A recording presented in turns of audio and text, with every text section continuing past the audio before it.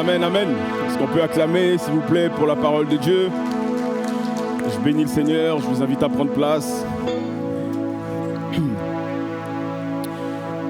Je suis dans la joie de partager la parole ce matin. C'est un privilège, comme j'aime bien le dire, c'est une grâce.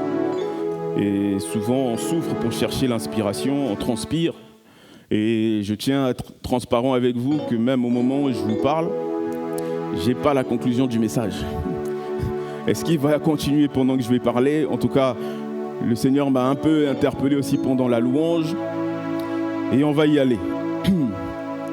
Et je suis toujours dans ma série, vous savez, voir la gloire de Dieu, vivre la gloire de Dieu. Je vous ai dit, c'est mon thème phare pour cette année. Et après avoir parlé de Moïse avec le buisson ardent, après avoir parlé de Shadrach, Meshach, Abednego dans la fournaise ardente, après avoir parlé de David et Goliath, ce matin je me dis, tiens, et si on parlait de nous, si on parlait de toi, si on parlait de moi, si on parlait de nous, pour vivre la gloire de Dieu. L'expérience de toutes ces personnes qu'on a déjà vues, résulte en fait, tout ce qu'ils ont vécu résulte du fait que leur vie était conforme à ce que la parole de Dieu, à ce que la manifestation de la puissance de Dieu se révèle dans leur quotidien. Je répète, l'expérience qu'ont vécue toutes les personnes qu'on a vues résulte du fait que toute leur vie était conforme à faciliter l'action de Dieu dans leur quotidien. Et je viens dire ce matin, les amis, il est peut-être temps qu'on change de vie, vous voyez. Il est peut-être temps qu'on fasse du tri. Et en famille, on attendait cette période du mois de mai parce que moi, pendant l'hiver, je ne touche pas à l'extérieur de ma maison, je ne touche pas à mon garage, je touche à rien. Il fait froid. Donc j'attends le mois de mai, je me dis, à partir du mois de mai, je vais faire le tri. Tout ce que je garde de façon sentimentale, tout ce que je dis, tiens, voilà, ça c'est un dessin de Valentin depuis qu'il est né, je ne peux pas jeter, tu vois. Je dois garder ça parce que plus tard, je vais lui ressortir. Et on amasse pas mal de choses de façon sentimentale dans nos greniers, dans notre garage.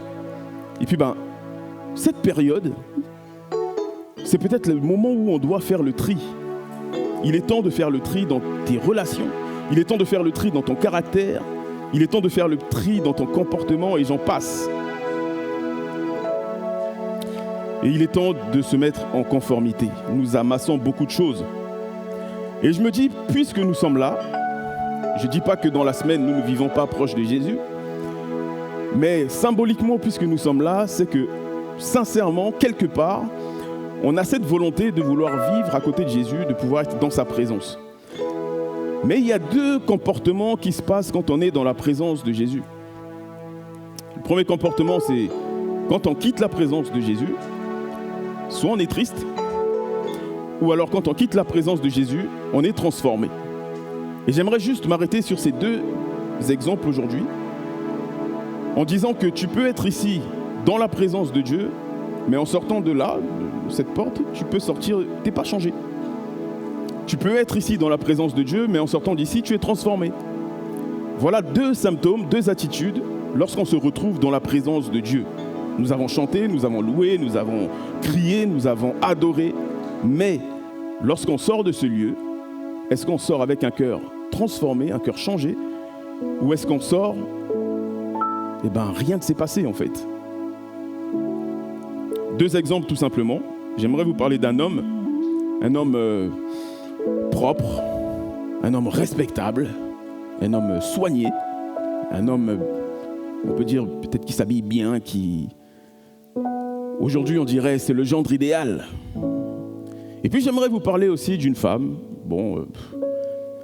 à vue d'œil comme ça, c'est une femme sur qui, pécheresse quoi. C'est une femme qu'on négligerait, une femme qu'on critiquerait, une femme qui est brisée, une femme qui est rejetée. Et puis on échangera sur ces deux cas de figure et on verra un petit peu où est-ce qu'on met le curseur sur ces deux cas de figure-là. Et quand je parle de changer de vie, je ne parle pas de changer de vie à la façon humaine. Lorsqu'on parle de changer de vie, on voit souvent « Ah je veux déménager, je veux changer de pays. Ah je veux changer de vie, je veux changer de travail. Ah je veux changer de vie, je vais changer de maison, je vais changer d'appartement. » Je ne parle pas de ça. Je parle de changer quelque chose qui est à l'intérieur de toi, à l'intérieur de nous, où toi et moi seuls savons lorsqu'on est dans notre lieu secret. Et j'aime bien le mot intégrité, parce que quelqu'un d'intègre, c'est ce que je fais dans le privé, et bien je dois être capable de le faire dans le public. Sinon, il y a un problème. Et bien la seule question qui traverse les deux textes que nous allons partager, c'est qu'est-ce que je suis prêt, moi, à laisser pour avoir une vie nouvelle? Qu'est-ce que je suis prêt à abandonner pour avoir une vie nouvelle? Premier texte, Matthieu chapitre 19, s'il te plaît, Jesmira. Matthieu chapitre 19 à partir du verset 16. Modératrice, s'il te plaît. Un homme s'approcha de Jésus et lui demanda « Maître, que dois-je faire de bon pour avoir la vie éternelle ?» Que dois-je faire de bon pour avoir la vie éternelle? Jésus lui dit « Pourquoi m'interroges-tu au sujet de ce qui est bon? Un seul est bon. Si tu veux entrer dans la vie, obéis aux commandements. » Classique. Auquel demanda-t-il? Jésus lui répondit « Ne commets pas de meurtre, ne commets pas d'adultère, ne vole pas, ne prononce pas de faux témoignages contre quelqu'un. Respecte ton père et ta mère, aime ton prochain comme toi-même. » Le jeune homme lui dit « J'ai obéi à tous ces commandements, que dois-je faire encore ?» « Si tu veux être parfait, lui dit Jésus, va, vends tout ce que tu possèdes et donne l'argent aux pauvres. Alors tu auras des richesses dans les cieux, puis viens et suis-moi. » Mais quand le jeune homme entendit cela, il s'en alla tout triste parce qu'il avait de grands biens. Amen. Écoutez, voilà l'exemple de quelqu'un qui veut mettre sa vie en ordre. Voilà l'exemple de quelqu'un qui veut mettre sa vie en règle. Voilà l'exemple de quelqu'un qui veut se conformer. Alors il vient voir Jésus, comme toi, comme moi, comme nous. Et ben voilà, Jésus, voilà, bon, je ne vole pas, j'ai pas volé la femme de quelqu'un, j'ai pas volé le mari de quelqu'un, j'ai pas tué, j'ai pas fait ci, j'ai pas fait ça. J'ai été honnête, j'ai honoré mes parents. Et puis, ben, comme la plupart d'entre nous, Jésus, en fait, on dirait qu'il frappe un peu là où on ne s'y attend pas. Il aurait peut-être pu se dire, mais Jésus va me dire, bon, je ne sais pas, déménage ou fais ci, fais ça. Jésus lui dit, va, vends tout ce que tu as et suis-moi. On lui demande de faire un seul acte pour être parfait. Quand je m'avance devant Jésus, je dis, Seigneur, je veux être parfait, montre-moi ce que je dois faire. Mais au moment où Jésus me donne une directive, bah, ça ne me convient pas. Et le texte dit qu'il s'en va, il est triste. Mais notez une chose, c'est que dans ce texte, Jésus ne le contredit pas. Il dit, j'ai fait ci, c'était parfait, j'ai fait ci, j'ai fait ci, j'ai fait ça, j'ai honoré mes parents. Jésus ne le contredit pas. Alors que, souvenez-vous de la femme samaritaine qui va chercher ton mari. Non, mais j'ai pas de mari. Ah, tu as dit vrai. Jésus rectifie. Mais là, Jésus ne le corrige pas. Si on fait l'exégèse du texte, j'en conclus que ce qu'il dit est vrai. Ce qu'il dit est vrai, Jésus ne le corrige pas. Il y a des gens, quand tu les vois, tu ne soupçonnes pas le péché en eux. Ils sont propres, bien habillés, clean, belle vie, voilà, tu les vois, tu ne soupçonnes pas le péché en eux. Et Jésus tend la main pour dire, viens vers la perfection. Il voulait Jésus, peut-être comme la plupart d'entre nous, on veut Jésus, mais on ne veut rien lâcher. On veut Jésus, mais on ne veut pas abandonner certaines choses. On veut Jésus, mais on veut garder ce qui nous permet de tenir en équilibre. Oui, dans le langage d'aujourd'hui, on dirait qu'il a une situation stable, il respecte les règles, il est sérieux, et il fait de son mieux. Mais est-ce que devant Jésus, c'est une unité de mesure? C'est une question que je me pose. Est-ce que devant Jésus, c'est une unité de mesure? Jésus va toucher un point sensible. Va, vends tout ce que tu as et donne-le aux pauvres et viens et suis-moi. Et là, tout bascule et il s'en va tout triste. Il avait tout bon. Il a présenté un CV impeccable. Écoutez, c'est comme quelqu'un qui désire changer de travail, mais il ne veut pas oser faire le premier pas pour mettre son CV en ligne. Quelqu'un qui désire changer de travail, mais il ne veut pas en fait se remettre en question. C'est comme quelqu'un qui veut sauver son couple, mais il ne veut pas demander pardon. C'est comme quelqu'un qui veut restaurer une relation, mais ne veut pas communiquer. Il veut la vie éternelle sans lâcher ce qui était pour lui son équilibre. Changer de vie exige parfois lâcher. Changer de vie exige parfois de lâcher quelque chose sur lequel on est attaché, une habitude, une position et parfois même une idole. Nous désirons Jésus, nous désirons Dieu, mais pour la plupart d'entre nous, on ne veut pas lâcher ce qui nous sert d'équilibre. En réalité, qu'est-ce que tu refuses de lâcher? Et je sais qu'au plus profond de toi, tu as cette réponse. Qu'est-ce que je refuse de lâcher? Tu veux du changement sans sacrifice?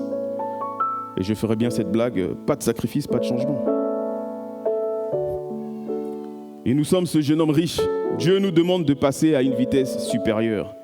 Il faut se dépouiller de ce à quoi tu tiens. Beaucoup de gens disent souvent, j'attends que cette situation change, j'attends que ça change. Les amis, elles ne vont pas changer. Les choses ne changeront pas si tu restes stable, si tu ne fais pas un pas pour demander pardon, si tu ne fais pas un pas pour t'excuser, si tu ne fais pas un pas vers Jésus pour être transformé, les choses ne changeront pas. Abandonne ce que tu gardes comme équilibre pour retrouver la gloire, pour vivre la gloire de Dieu. Deuxième texte, on va lire Luc chapitre 7, à partir du verset 36 jusqu'à 50.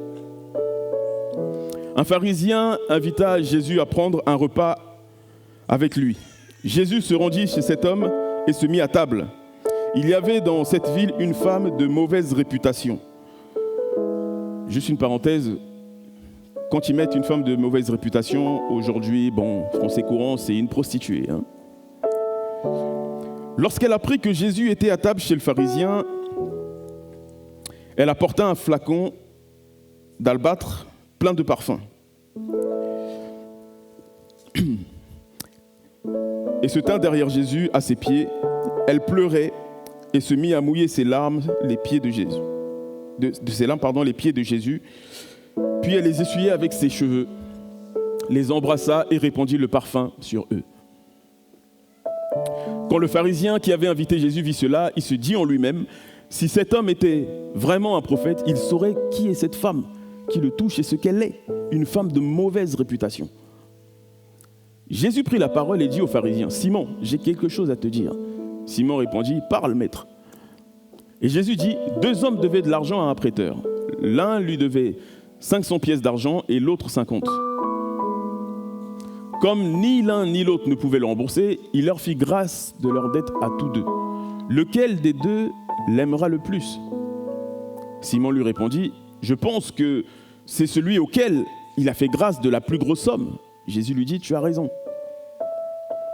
Puis il se tourna vers la femme et dit à Simon, tu vois cette femme, je suis rentré chez toi et tu ne m'as pas donné d'eau pour mes pieds. Mais elle m'a lavé les pieds de ses larmes et les a essuyés avec ses cheveux. Tu ne m'as pas reçu en m'embrassant, mais elle n'a pas cessé de m'embrasser les pieds depuis que je suis rentré. Tu n'as pas répandu d'huile sur ma tête, mais elle a répandu du parfum sur mes pieds. C'est pourquoi, je te le déclare, le grand amour qu'elle a manifesté prouve que ses nombreux péchés ont été pardonnés. Mais celui à qui on a peu pardonné ne manifeste que peu d'amour. Jésus dit alors à la femme, tes péchés sont pardonnés. Ceux qui étaient à table avec lui se mirent à le dire en eux-mêmes, qui est cet homme qui ose même pardonner les péchés? Mais Jésus dit à la femme, ta foi t'a sauvée, va en paix. Amen. Cette femme est arrivée au pied de Jésus sans discours théologique. Cette femme est arrivée au pied de Jésus sans vouloir sortir un CV quelconque. Cette femme est arrivée auprès de Jésus sans vouloir se justifier de quoi que ce soit. Elle vient, elle se met au pied de Jésus, elle pleure. Cette femme ne pose aucune question. Elle ne cherche pas à justifier un comportement. Elle sait néanmoins une chose, elle n'a rien à défendre, elle n'a rien à justifier. Elle offre ce qu'elle a de plus précieux. J'insiste, elle offre ce qu'elle a de plus précieux. Et à votre avis, c'est quoi? Le parfum. Ok. Elle a offert ses larmes. Et normalement, je devrais interpeller toutes les sœurs qui sont là. Elle a offert ses cheveux. Oui. Elle a offert ses cheveux. Avant d'arriver au parfum, hein. Elle a offert ses larmes. Elle a offert ses cheveux. Si je prends les cheveux de mes sœurs, bon, je ne vais pas aller plus loin avec ça, je ferme la parenthèse. Et elle a offert son parfum, un parfum d'une grande valeur. La Bible précise que c'était dans un flacon d'albâtre. Allez faire une recherche. C'est dans ce flacon qu'on conserve des parfums de très haute valeur. Pourquoi est-ce qu'elle offre ça? Ses larmes, ses cheveux, son parfum. Cette femme a compris qu'elle n'y arriverait pas seule. Elle a compris qu'elle avait besoin de pardon. Elle a compris qu'elle avait besoin de Dieu. Dans sa démarche, on peut lire « Je me suis trompée. Aide-moi à recommencer une nouvelle vie. » Elle n'a pas changé de vie parce qu'elle était parfaite, mais parce qu'elle s'est laissée aimer. Cette femme est venue dans la présence de Jésus et elle savait ce qu'elle devait faire. Ça m'a frappé. Cette femme est venue dans la présence de Jésus, elle savait ce qu'elle devait faire. Combien d'entre nous ici savons déjà ce que nous devons faire? Combien d'entre nous savons ce que nous devons faire? Tu n'as pas besoin d'aller voir un frère, tu n'as pas besoin d'aller voir un pasteur, tu sais déjà ce que tu dois faire. Tu n'as pas besoin d'aller crier sur tous les toits, tu sais déjà que tu dois demander pardon. Tu n'as pas besoin d'aller raconter je ne sais quoi, tu sais déjà que tu dois te repentir.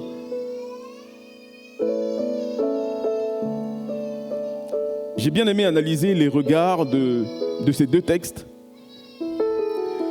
Et je me suis dit, tiens, les regards comptent quand même. Le premier, c'est le jeune homme qui arrive, le jeune homme riche. Lui, il regarde à ce qu'il va perdre. Il regarde à ce qui lui servait d'équilibre qu'il est en train de perdre. Ça, c'est un premier regard. Le deuxième regard, c'est la femme pécheresse. Elle a regardé à ce qu'il y avait devant elle. Elle a regardé à Jésus. Simon le pharisien, lui, juge de l'intérieur. Si cet homme était un prophète, si cet homme était vraiment serviteur de Dieu, si cet homme était vraiment dans l'environnement de Dieu, si cet homme était vraiment un homme de Dieu, il saurait qu'il ne peut pas parler à cette femme, quoi. Et est-ce qu'on n'est pas comme ça des fois? Si vraiment c'était des pasteurs, ces gens-là, ils ne laisseraient pas le micro à un tel. Si vraiment c'était des pasteurs, ils ne feraient pas ci, ils ne feraient pas ça, ils ne feraient pas ça, ils ne feraient pas ça. Bon, Jésus, lui, il regarde au cœur. Hein. Mais il regarde un cœur qui doit être transformé. 2 salles, 2 ambiances. Moi, Daniel, je regarde qui au final? Et quand je regarde quelqu'un, quel regard je porte? Est-ce que je porte un regard similaire qu'à l'homme riche, à la femme pécheresse, au pharisien? Donne un conseil à un chrétien aujourd'hui qui est dans un couloir de perversion, de débauche. Les répercussions qui en découlent, moi, ça me frappe. Et je me dis, aujourd'hui, je peux dire oui, avec quelques années aussi, comment je peux dire, petite soit-elle du ministère pastoral, j'en ai expérimenté des choses. Je n'ai plus la susceptibilité d'avant. Et j'aime bien reprendre l'expression du pasteur Josué, maintenant j'ai le dos rond.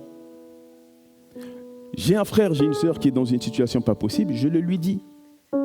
Mais c'est pas pour l'incriminer, c'est pas pour l'abattre, c'est pour le tirer ou l'attirer vers le haut. Mais ce que je ne comprends pas, c'est le frère, la sœur quitte le rendez-vous qu'on a et va voir la meute. Ce que j'appelle la meute, c'est d'aller chercher un frère, une sœur, discuter. Et puis on en veut au pasteur Daniel. J'ai pas de problème avec ça. Mais ce que je ne comprends pas, c'est que dans la meute, il n'y a jamais eu quelqu'un qui a posé la question, mais ce que le pasteur t'a dit, c'est vrai ou pas? Question. Ce que le pasteur t'a dit, c'est vrai ou pas? Si c'est faux, puisque c'est de coutume en ce moment, retourne voir le pasteur, enregistre-le, ou mets-le haut-parleur quand il t'appelle, etc. Et on se confronte. C'est de coutume, hein, je parle, faut pas avoir les yeux écarquillés, genre vous êtes surpris. C'est ce qui se passe. Donne un conseil à un chrétien et les choses se compliquent. Le problème est que l'homme et la femme n'assumeront jamais. Et ça, c'est depuis Adam et Ève. L'homme et la femme n'assumeront jamais. Il faut arrêter de porter la responsabilité de nos attitudes, de nos comportements tout le temps sur les démons. Et j'ai envie de dire aussi, des fois les démons en grand dos. Pasteur, je ne comprends pas. Il y a un esprit de démon qui m'empêche d'arriver à l'heure au travail. Quand j'arrive sur la 15, c'est toujours bouché. Mon frère, il n'y a pas un démon de la 15. On sait tous que si tu prends la 15 entre 7h30 et 8h jusqu'à 9h, c'est bouché sur la 15. Mets ton réveil en conséquence. Réveille-toi, organise-toi, pars avant, prends le train, je ne sais pas. Mais il n'y a pas un démon sur la 15. Mais je suis sûr, même le démon, il est étonné. Mais c'est réel. C'est bouché tous les jours, du lundi au vendredi sur la 15. Et toi, tu dis, il y a un démon sur la 15 qui t'empêche d'aller à l'heure. Mon gars, organise-toi. Même les démons en grand dos, oui. Et est-ce que tu es conscient que Dieu voit tout, Dieu sait tout? Et si Dieu voit tout, mon frère, je fais le lien avec ce qui a été vu la semaine dernière, si Dieu voit tout, mon frère, arrête de mettre ta main dans le pantalon de toutes les femmes. Au risque de vous surprendre. Si Dieu voit tout, ma sœur, on a sanctifié les véhicules la semaine dernière. Arrête d'aller faire des expériences dans des voitures jusqu'à pas d'heure. Je préfère le dire pour que la prochaine fois que ça arrive, tu te souviennes de cette parole. Si Dieu voit tout, canalise-toi. Est-ce que tu es conscient de cela? Il y a des choses que tu dois arrêter. Il y a des choses que tu dois changer. Et je tiens à nouveau à te rappeler, à nous rappeler qu'il y a des pasteurs référents avec qui, si tu souhaites échanger, qui te soutiennent dans la prière. La ligne a été donnée, qui prie tous les jours pour chaque membre de l'Église. Changer de vie ne veut pas toujours dire tout quitter. Par contre, j'ai fait l'analyse que changer de vie signifie toujours et toujours changer de centre. Le centre, c'est Dieu et pas moi. Changer de vie, c'est changer de regard. Le regard sur moi-même et sur les autres. Changer de vie, c'est changer de priorité. C'est aimer plutôt que posséder. Qu'est-ce qui me rend triste quand je rejoins Jésus dans sa présence? Qu'est-ce qui me rend triste lorsque Jésus me pointe quelque chose du doigt? Qu'est-ce que je protège au lieu de le confier à Jésus, au lieu de l'abandonner? Le pardon, à qui dois-je l'accorder? Ou dans quel domaine de ma vie dois-je demander pardon? Jésus dit à la femme, tes péchés sont pardonnés, ta foi t'a sauvé, va en paix. Il ne dit pas ça à l'homme riche. Bizarre. Pourquoi est-ce que Jésus ne tient pas ses propos à l'homme riche? Eh bien, même réponse à ceux qui me posent la question, mais pasteur, Jésus, il aurait pu pardonner Judas quand même. Oui, mais est-ce que Judas est revenu? Pierre a renié Jésus. Pierre est revenu. Est-ce que Judas est revenu? Quand on lit le texte, l'homme riche, il fait ses trucs, il sort son CV. Jésus lui dit, va, lâche ça. Il abandonne tout, il se retourne, il s'en va triste. À quel moment Jésus va lui dire ou va lui exprimer un caractère d'amour? C'est comme si je vais voir mon médecin et je lui dis, voilà, j'ai mal à la tête, je me sens pas bien, j'ai besoin de Doliprane, est-ce que vous pouvez me prescrire quelque chose? Et puis, dès que j'ai fini, je me lève, je m'en vais, j'écoute même pas sa réponse, je récupère même pas l'ordonnance, je récupère rien comme instruction et je m'en vais et je dis que ce médecin est nul. Mais je suis complètement à la ramasse. Que le Seigneur nous donne la force de lâcher, que le Seigneur nous donne de l'humilité, que le Seigneur nous donne la joie surtout de tout recommencer, mais avec lui. N'aimons pas le monde, aimons Jésus. Le jeune homme a gardé ses richesses, mais il a perdu Jésus. La femme a exposé sa vie, mais elle a retrouvé la paix. Si Dieu te demandait une seule chose que tu dois lâcher, si Dieu te demandait une seule chose que tu dois abandonner, ce serait quoi? Je te laisse faire la réponse au plus profond de toi. Le jeune homme riche, lui, il était très bavard. La femme pécheresse, elle ne parlait presque pas. Elle est venue juste répondre son cœur sincèrement aux pieds de Jésus. Et tant que tu continueras d'accuser, tu ne guériras pas. Je répète, tant que tu continueras d'accuser, tu ne guériras pas. Voilà ce que je voulais vous partager en lien avec notre comportement, notre attitude, pour rentrer dans l'axe qui nous permettrait de voir que de vivre la gloire de Dieu. Si je m'en arrêtais là, mon message serait incomplet. Ecclésiaste chapitre 1, verset 3 nous dit que quel avantage revient-il à l'homme de toute la peine qu'il se donne sous le soleil? Et celui qui a écrit ça, c'est Salomon. Lui qui, dans la fin de sa vie, est entré dans une vie mais complètement bizarre. Et je me dis qu'il écrit ça pour nous enseigner à nous autres lecteurs d'aujourd'hui de faire attention. Que ce n'est pas... Il nous enseigne que tout ce qui est bien terrestre n'est que vanité et nuisible à la sensibilité de notre esprit. Et au verset 7, il dit « Tous les fleuves vont à la mer. Tous les fleuves vont à la mer. » Et pourtant, la mer n'est jamais remplie. Il continue à aller vers le lieu où il se dirige. Les gens se lassent de beaucoup de choses. On va commencer quelque chose aujourd'hui, on va l'abandonner. Et on éprouve sans cesse un besoin irrésistible de redécouvrir l'inconnu. Et de ce fait, je sais que le monde ne peut pas me convenir. De ce fait, je sais que je ne peux pas m'acclimater au monde. Écoutez, je partage toujours cette expérience. J'ai commencé mon premier travail en France, je gagnais 320 €. J'étais en alternance. Et je voyais mes camarades de classe qui partageaient leur salaire. Le minimum était de 540 € et d'autres allaient jusqu'à 800 €. Et je m'étais dit, le jour où je gagnerai 800 €, je serai riche. Le jour où je gagnerai 800 €, je serai bien. Le jour où je gagnerai 800 €, tous mes problèmes seraient réglés. Chers amis, ça fait des années que j'ai dépassé ce salaire de 800 €. Aujourd'hui, mon salaire ne me convient pas. Je ne sais pas si c'est une mentalité française, je ne sais pas. Mais on demande à n'importe qui, dans n'importe quel entretien individuel, est-ce que votre salaire vous convient? Je ne sais pas vous, mais moi, j'ai jamais dit que mon salaire me convient. J'en veux toujours plus. J'en veux toujours plus. La mer n'est jamais remplie, c'est ce que nous dit Ecclésiaste. Tous les fleuves vont à la mer n'est jamais remplie. Tout ce que je vais réclamer comme bien terrestre ne vont jamais me suffire, ne vont jamais me combler. Aucun bien matériel sur cette terre ne peut me rendre heureux. Et j'aurais bien aimé, dans ma jeunesse, entendre le témoignage de maman Babette qui a parlé du changement de travail.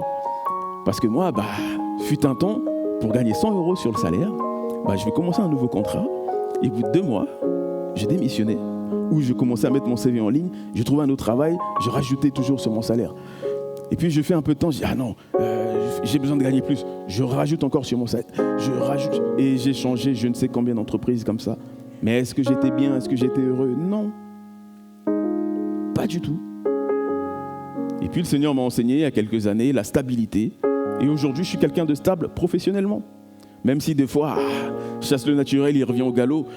Je veux aller ailleurs et puis non, bas la terre. Tout ce que j'ai demandé à Dieu, je l'ai eu au travail où je suis. Écoutez, pardon pour aujourd'hui, je vais un peu dans tous les sens, mais je pense que je serais incomplet si nous ne faisons pas cet exercice que de prier ensemble. Et je crois que le Seigneur veut restaurer quelqu'un, je crois que le Seigneur veut restaurer une situation, et je crois que le Seigneur veut rétablir certaines choses. Et je suis convaincu que le pardon que toutes les personnes cherchent devant Jésus, lorsque les gens arrivent dans sa présence, fait que soit nous acceptons de nous répandre devant Jésus et on en sort, on est grandi, ou on repart comme le jeune homme riche pour dire non, je préfère garder et puis je sors comme ça et il n'y a pas eu de transformation. Peut-être que quelqu'un ne s'entend plus avec ses parents, peut-être que quelqu'un ne parle plus à ses parents. C'est le moment, j'ai envie de dire, de la réconciliation.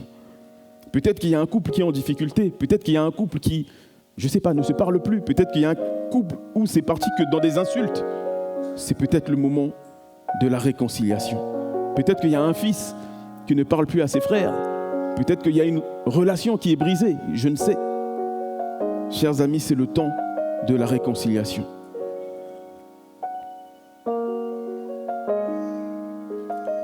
L'exercice peut être difficile, je vais demander au groupe de louanges de venir.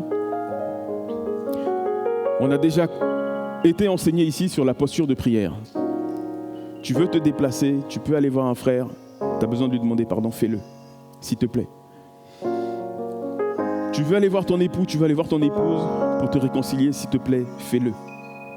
Pendant que nous allons prendre un chant, nous allons élever la voix ensemble, nous allons prier ensemble. S'il vous plaît, bien-aimés, ne laissons pas passer ce temps de grâce. Je sais que la semaine peut continuer. Vous allez me dire, oui, mais je peux le faire après, je peux le faire chez moi. Mais il y a un temps de grâce. Il y a des amitiés fraternelles aussi qui doivent être restaurées. Il y a des actes qui ont été posés, qui ont blessé certainement, assurément les uns les autres. Il y a des amitiés qui ont besoin d'être restaurées.